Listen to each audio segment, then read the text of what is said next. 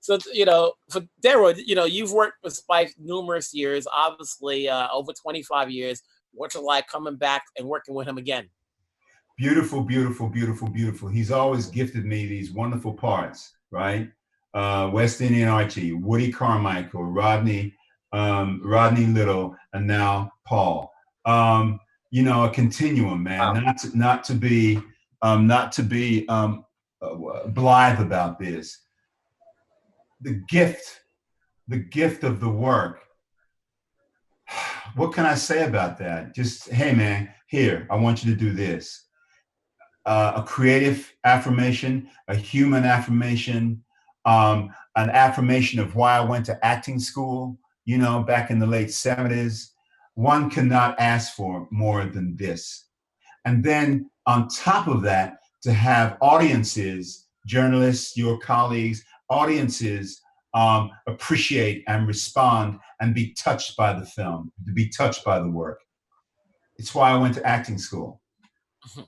Jonathan, you know, you're new to the Spike Lee world. You know, we've all seen his movies. You're getting to work with Delroy and a number of other actors who's worked with him in the past. What was it like to being on that set and being the newbie? The young blood. You know, I think people excel and do well in their crafts because, regardless of what it is, because they have a great deal of self-possession. They know who they are, and they also have a great deal of humility. And so, because of that, and because this cast was so great and did have those attributes, humility and self-possession, there was never a sense of territory or a sense of mine and yours. There was a sense of family and a sense of team and platoon and tribe. And so I never felt like the newbie. I just felt like the new thing. I said, "Oh, I'm here to do my thing." That's all I was there to do. Right. That's right. To do my thing. And because these actors I was with, we have the same DNA. We have the same upbringing.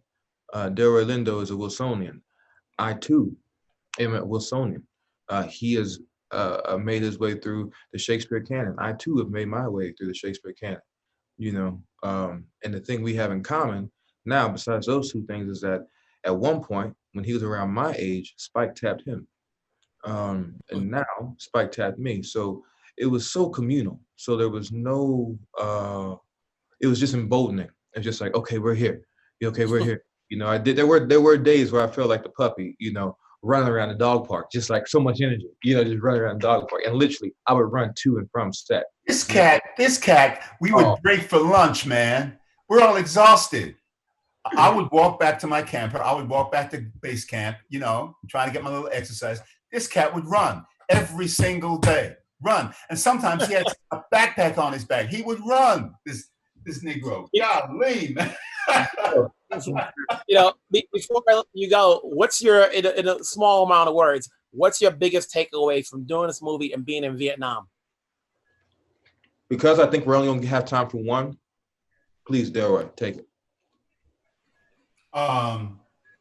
Humanity, the affirmation of love. I want to go back to Vietnam. A mystique about that, about Saigon. I really want to go back. And a people who have, you know, 4,000 years of being, of people trying to trample them, of people trying to attack them, and they have risen up and rejected and said no. And I relate to that as an African descended person. So it comes down to affirmation upon affirmation upon affirmation upon affirmation. Gentlemen, it's been a pleasure talking to you guys. I'm sure at some point we will meet each other at some point. Stay safe, and we'll talk down the road. Take care. Stay strong. Stay safe. See you, brother. Bye.